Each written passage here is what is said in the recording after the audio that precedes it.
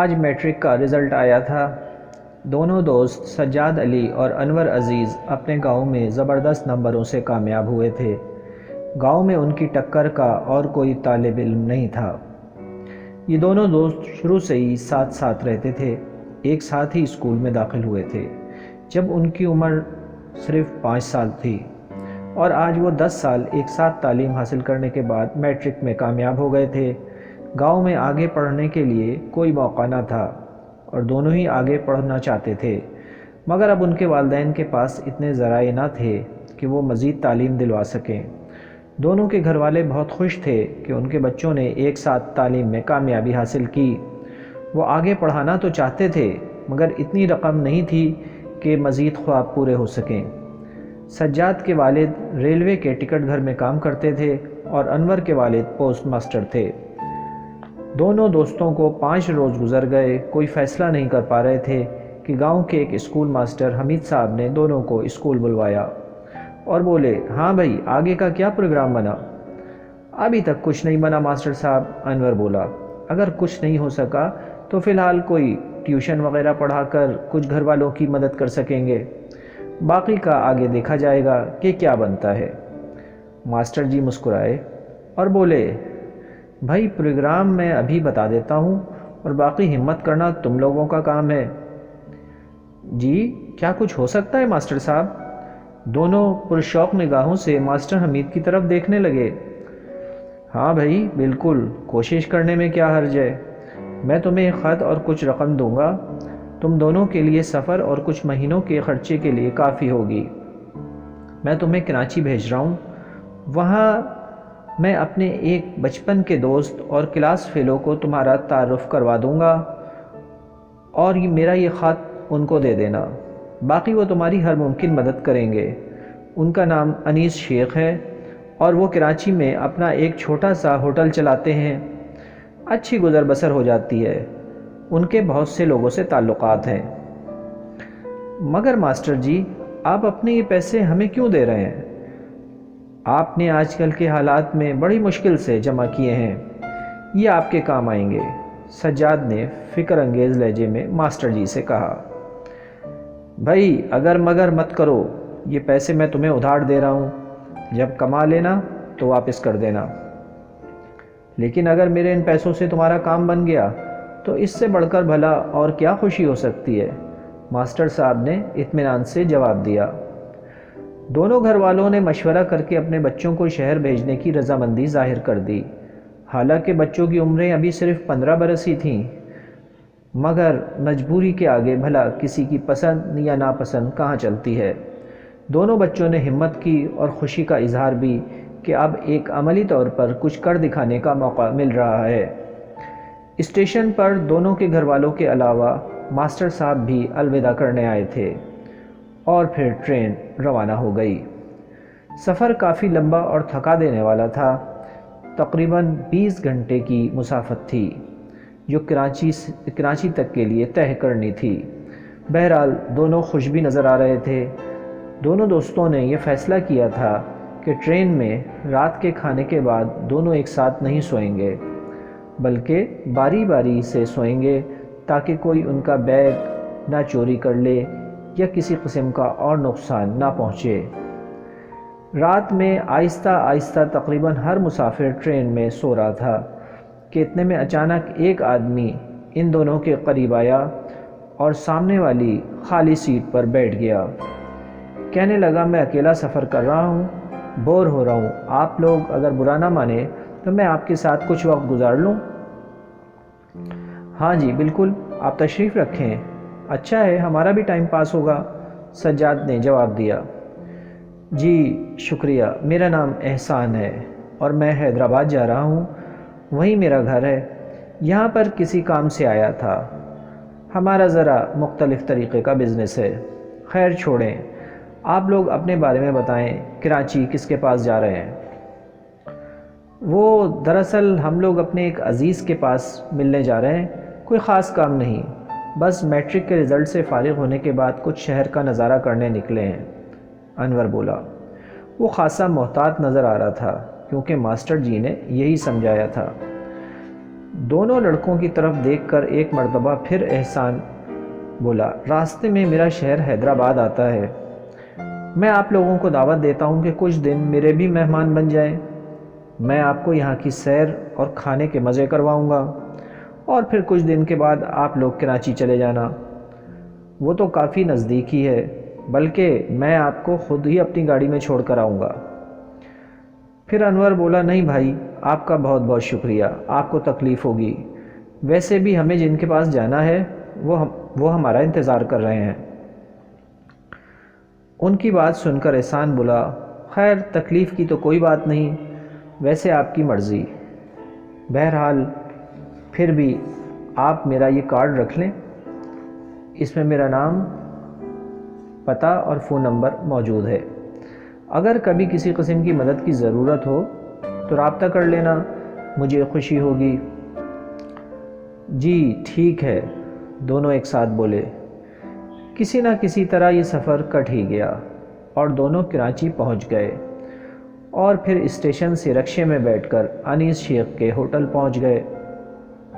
انیس شیخ نے بچوں کو بہت گرم جوشی سے خوش آمدید کہا، بولے سامان رکھو اور نہا دھو کر آؤ، پہلے کھانا کھا لو، پھر باقی باتیں ہوں گی۔ کھانے کے بعد انیس شیخ بولے، یہ میرا ہوٹل ہے، تم دونوں کو میں ہوٹل کے اوپر ایک کمرہ دے رہا ہوں، کھانا نیچے ہی کھاؤ گے اور میرا ہاتھ بھی بٹاؤ گے، میں تمہارا یہاں کالج میں داخلہ کروا دوں گا، باقی آگے محنت کرنا تمہارا کام ہے۔ دونوں خوش اور مطمئن نظر آ رہے تھے۔ کچھ ہی دنوں میں دونوں کا داخلہ بھی ہو گیا اور وہ پڑھائی سے فارغ ہونے کے بعد ہوٹل کا مختلف کام بھی کرتے تھے، جہاں بھی ضرورت ہوتی تھی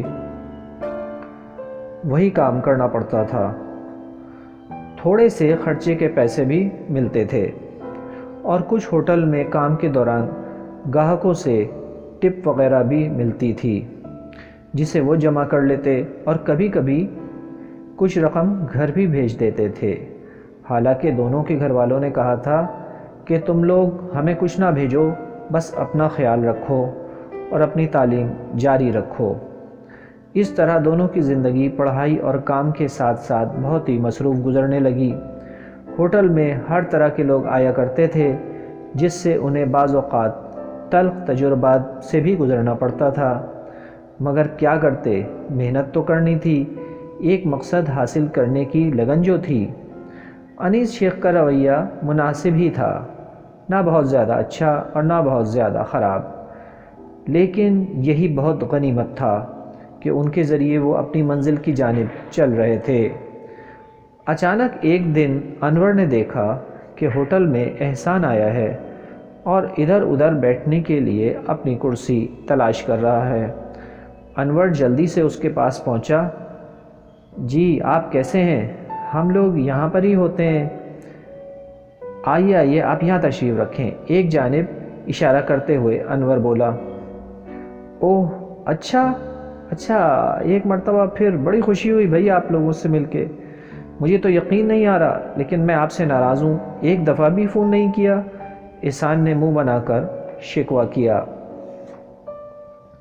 وہ دراصل احسان بھائی، ہم لوگ یہاں پہنچ کر اتنے مصروف ہو گئے کہ موقع ہی نہ مل سکا، بس ہفتے میں ایک دو دفعہ اپنے گھر فون کر لیتے ہیں۔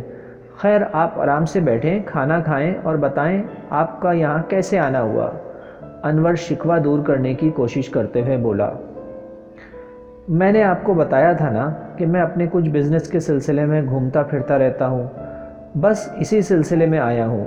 پہلے آپ نے چونکہ بزنس کے بارے میں پوچھا نہیں تھا، اس لیے میں نے بھی کچھ نہیں بتایا، لیکن میں سوچ رہا ہوں کہ آپ کو کچھ بتانا چاہیے۔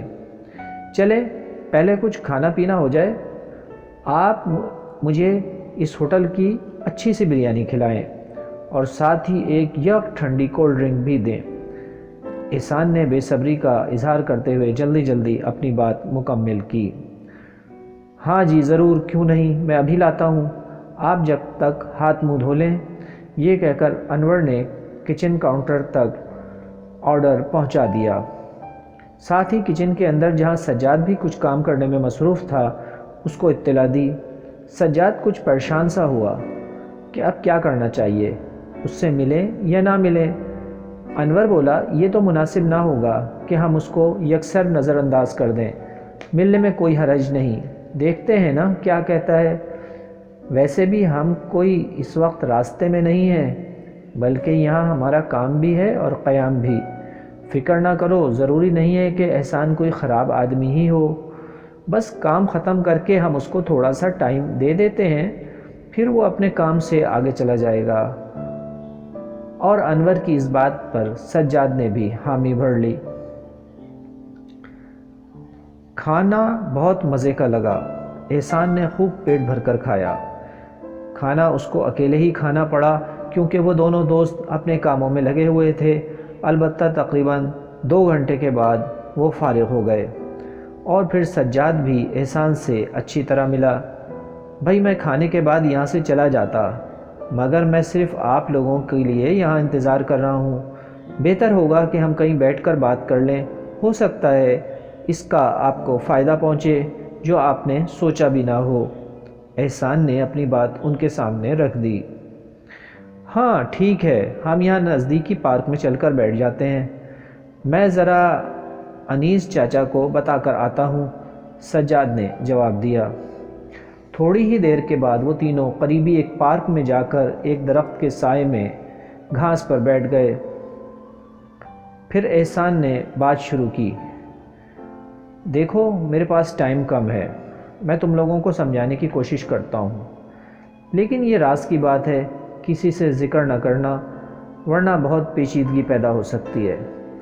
دراصل کام یہ ہے کہ ہمیں قبرستان سے انسانی ہڈیاں وغیرہ حاصل کرنی ہوتی ہیں اور اس کو ہم آگے بیچ دیتے ہیں۔ کہاں بیچتے ہیں، کیوں اور کیسے، یہ سب باتیں میں نہیں بتا سکتا، اور اس کی ضرورت تم لوگوں کو نہیں۔ جی، وہ دونوں حیرت سے بولے، یہ بھلا کون سا کام ہے اور ہم کیسے کر سکتے ہیں؟ انور نے تقریباً نہ سمجھنے والے انداز میں جواب دیا۔ دیکھو بھائی، یہ جس طرح کا کام ہے اسی حساب سے اس کا معاوضہ بھی ملتا ہے۔ تم لوگوں کو مناسب وقت پر قبرستان جا کر کسی بھی طریقے سے قبر کھولنی ہوگی، اور اندر سے جو بھی ہڈیاں وغیرہ مل سکیں انہیں ایک بوری میں حفاظت سے رکھنا ہوگی، اور پھر مجھے اطلاع کرنا ہوگی، میں آ کر اس کا حساب بنا کر رقم کی ادائیگی کروں گا۔ یہ کام بہت چھپ کر اور احتیاط سے کرنے کا ہوتا ہے، البتہ اتنی رقم مل جاتی ہے جو کہ تم پورے سال میں ہوٹل سے جمع کرو گے وہ 1 سے 2 مہینے میں ہی بن جائے گی۔ کام میں نے سمجھا دیا ہے، یاد رکھنا کسی سے ذکر نہ کرنا، ورنہ اس کا نقصان تم کو پہنچ سکتا ہے، اور تم لوگ جس مقصد کو حاصل کرنے یہاں آئے ہو وہ سب کچھ تمہاری ایک نادانی کی وجہ سے ختم ہو سکتا ہے۔ احسان نے دوستانہ رنگ میں سمجھانے کی کوشش کی۔ اچھا میں اب چلتا ہوں، یہ کہہ کر احسان دونوں سے ہاتھ ملا کر چلا گیا، اور دونوں کچھ حیرت کے انداز میں ایک دوسرے کی طرف دیکھنے لگے۔ آؤ کچھ دیر بیٹھتے ہیں، یہاں پر سجاد نے انور کا ہاتھ پکڑ کر کہا، اور دونوں پارک کی بینچ پر بیٹھ گئے۔ تمہارا کیا خیال ہے انور، یہ کیا کہہ گیا ہے؟ سجاد بولا۔ ارے یہ سب کام ہمارے لیے نہیں ہے، انور نے جواب دیا، لیکن ایک بات ہے، یہ کام ضرور غیر قانونی ہے، جب ہی تو یہ چھپ کر کرتے ہیں، ورنہ اس میں اتنا چھپانے کی کیا ضرورت ہے؟ خیر چھوڑو، چلو آؤ واپس چلتے ہیں۔ سجاد نے واپسی کا رخ کیا۔ ہوٹل واپس آئے تو ہوٹل کے مالک انیس شیخ نے پوچھا، یہ کون تھا؟ سجاد نے جواب دیا، یہ ہمیں کراچی تک کے سفر میں ٹرین میں ملا تھا، اور ہم نے حیدرآباد تک کا سفر ساتھ کیا تھا۔ اوہ اچھا، چلو اچھی بات ہے، ملاقات ہو گئی، اور پھر سب اپنے کام میں لگ گئے۔ رات کو سوتے وقت سجاد کسی گہری سوچ میں گم تھا، پھر بولا، انور اگر ہم کسی وقت قریبی قبرستان کا چکر لگا لیں تو اس میں کوئی حرج نہیں، وہاں پر تو پرانی سی پرانی قبریں بھی موجود ہیں، شاید کچھ ہمیں بھی مل جائے۔ اور کیا سجاد، کیا تم اس احسان کی باتوں میں آ گئے؟ یہ ہمارے بس کا کام نہیں، اور اگر تم ایسا سوچ رہے ہو تو پہلے ہمیں کسی سے مشورہ کرنا پڑے گا، ہم کہیں کسی مشکل میں نہ پھنس جائیں۔ لیکن ہاں ایک بات ہے، وہ جو اکثر ایک موٹر سائیکل میں ایک اچھا سا اسمارٹ لڑکا آتا ہے نا، وہ اکثر یہاں آ کر چائے پیتا ہے، سموسے وغیرہ کھاتا ہے، شاید وہ ڈاکٹر بن رہا ہے، ہمیں اس سے پوچھنا چاہیے، وہ ہمیں ٹھیک مشورہ دے سکتا ہے، انور نے سمجھانے کے انداز میں کہا۔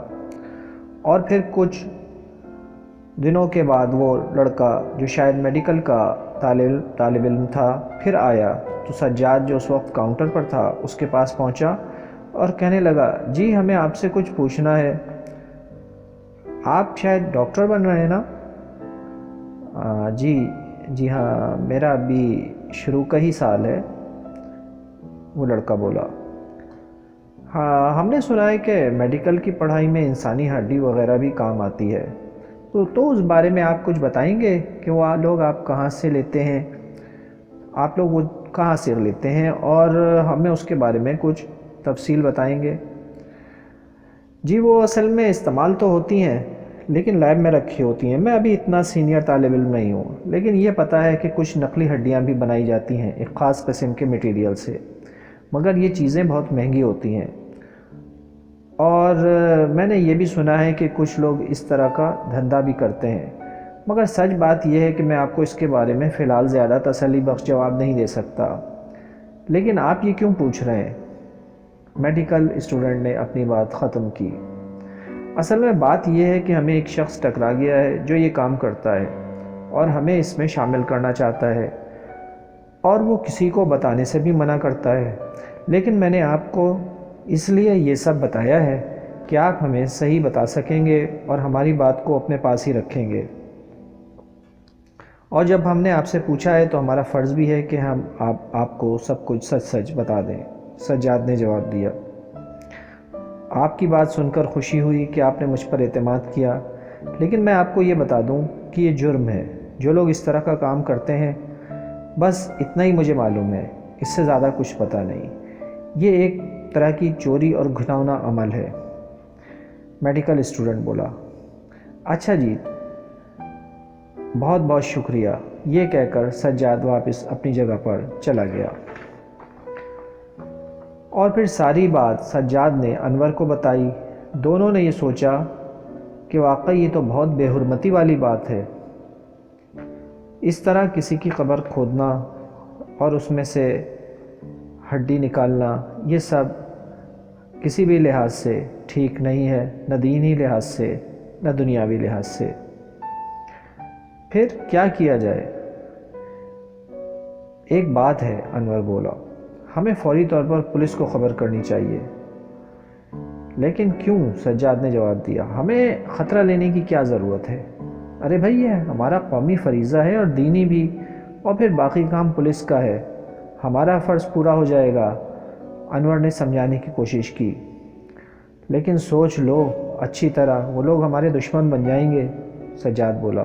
ارے نہیں بھائی، ہم پولیس کو راز میں لے کر یہ بتائیں گے، باقی کام اور منصوبہ پولیس کا ہوگا، ہمارا نام بیچ میں نہیں آئے گا اور یہ لوگ پکڑے بھی جائیں گے، اور ہاں ہمیں کہیں جانے کی ضرورت بھی نہیں، یہاں پر ایک انسپکٹر صاحب بھی تو آتے ہیں ہوٹل میں، بس ان کو کسی طرح اطلاع دیتے ہیں۔